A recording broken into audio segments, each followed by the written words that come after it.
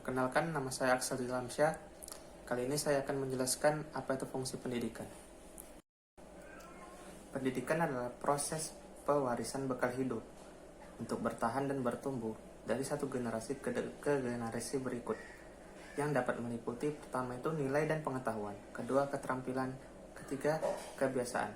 Selain berlangsung melalui pembiasaan, pengajaran, dan pelatihan di bawah bimbingan orang lain, proses pembelajaran juga berlangsung dalam bentuk-bentuk alamiah seperti otodidak. Lantas apa fungsi nyata pendidikan? Pertama itu pendidikan mempersiapkan anggota masyarakat untuk mencari nafkah. Yang kedua, pendidikan itu mengembangkan bakat perseorangan demi kepuasan pribadi dan bagi kepentingan masyarakat. Tiga, pendidikan itu dapat melestarikan kebudayaan. Dan yang keempat, pendidikan menanamkan keterampilan yang perlu bagi partisipasi dalam demokrasi. Pendidikan pada umumnya itu dibagi menjadi tahap seperti prasekolah, sekolah dasar, sekolah menengah pertama, sekolah menengah atas, dan kemudian perguruan tinggi, universitas atau magang. Pendidikan di Indonesia adalah seluruh pendidikan yang diselenggarakan baik secara terstruktur maupun tidak terstruktur. Secara terstruktur, pendidikan di Indonesia menjadi tanggung jawab beberapa kementerian di Indonesia. Semua penduduk wajib mengikuti program wajib belajar selama 9 tahun, 6 tahun di sekolah dasar dan 3 tahun di sekolah menengah pertama. Saat ini, pendidikan di Indonesia diatur melalui Undang-Undang Nomor 20 Tahun 2003 tentang Sistem Pendidikan Nasional. Pendidikan di Indonesia terbagi ke dalam 3 jalur utama, yaitu formal, non-formal, dan informal. Pendidikan juga dibagi ke dalam 4 jenjang, yaitu anak usia dini, dasar, menengah, dan tinggi. Meskipun pendidikan adalah wajib di sebagian besar tempat sampai usia tertentu, bentuk pendidikan dengan hadir di sekolah sering tidak dilakukan, dan sebagian kecil orang tua memilih untuk pendidikan homeschooling, e-learning, atau yang serupa untuk anak-anak mereka.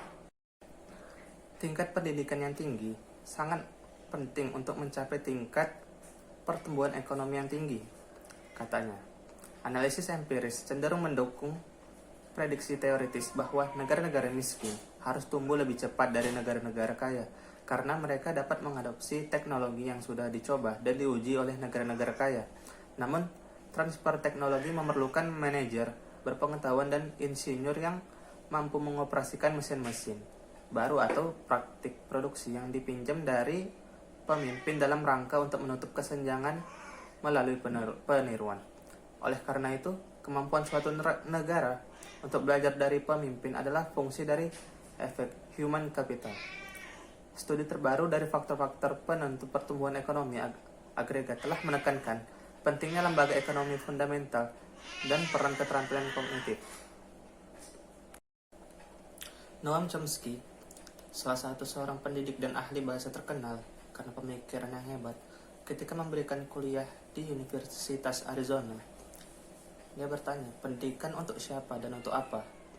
Dia berbicara tentang evolusi pendidikan dan berbagai sisi pendidikan yang berkembang selama bertahun-tahun. Ia juga berbicara tentang dampak masyarakat terhadap pendidikan serta dampak gerakan politik terhadap pendidikan. Dia pertama kali membandingkan jawaban dari pertanyaan, untuk siapa pendidikan? Menurutnya, sebagian besar masyarakat beranggapan bahwa pendidikan adalah untuk kaum elit. Sisa masyarakat atau mayoritas orang akan berada di sekolah kejuruan. Menurut Chomsky, ini adalah upaya orang kaya untuk menjauhkan orang-orang perantara dan tidak tahu. Mereka harus memastikan masyarakat tetap terpinggirkan untuk keluar dari masalah.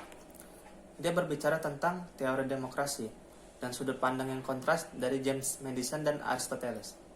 Dia menjelaskan bahwa keduanya mencapai kesimpulan yang sama, tetapi masing-masing memiliki rekomendasi yang berbeda untuk mengatasi masalah tersebut. Kesimpulannya, mereka bahwa orang miskin yang mewakili mayoritas penduduk akan menggunakan hak pilih mereka untuk membagi harta kekayaan.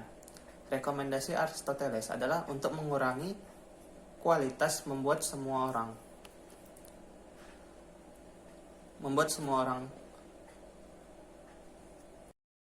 Rekomendasi Aristoteles adalah untuk mengurangi kualitas, membuat semua orang kelas menengah. Rekomendasi Madison adalah untuk mengurangi demokrasi, untuk melindungi minoritas yang kaya dari mayoritas. Kekuasaan ada di tangan orang yang bertanggung jawab atau orang elit. Aliran pemikiran lain mengusulkan bahwa pendidikan adalah untuk semua orang. Faktanya, dia berbicara tentang pengejaran pengetahuan yang penuh gairah oleh para otodidak proletar. Pada abad ke-19, dengan membandingkan dua aliran pemikiran, dia menjawab pertanyaan untuk apa. Yang pertama adalah pendidikan itu seperti menuangkan air ke dalam bejana kosong. Visi ini membuat berpikir tentang metode pendidikan perbankan Paulo Freire dan pada di kaum tertindas. Mr. Chomsky membandingkan bejana kosong sebagai bejana bocor karena tidak ada yang belajar seperti itu. Aliran pemikiran lainnya adalah bahwa mengajar harus seperti meletakkan aliran. Ide ini adalah bahwa seorang siswa harus maju dengan cara sendiri melalui penemuan dan eksplorasi. Dia membandingkan anak-anak yang belajar sains, melalui menghafal unsur-unsur tabel periodik, dan anak-anak menemukan sains sendiri. Siswa pertama tidak bisa menikmati belajar sains, karena sangat sulit untuk menghafalnya di usia sangat muda. Dan menganggap cara mengajar seperti ini membuang-buang waktu dan juga membuang-buang kesenangan dalam penemuan. Ia membandingkan cara mengajarkan sains ini dengan merusak kisah indah dengan mengajarkan pada waktu yang salah. Siswa lain dihadapkan pada sains dengan cara mengajar yang lain. Mereka diberi 3 bagian bunga dan harus menebak bagian.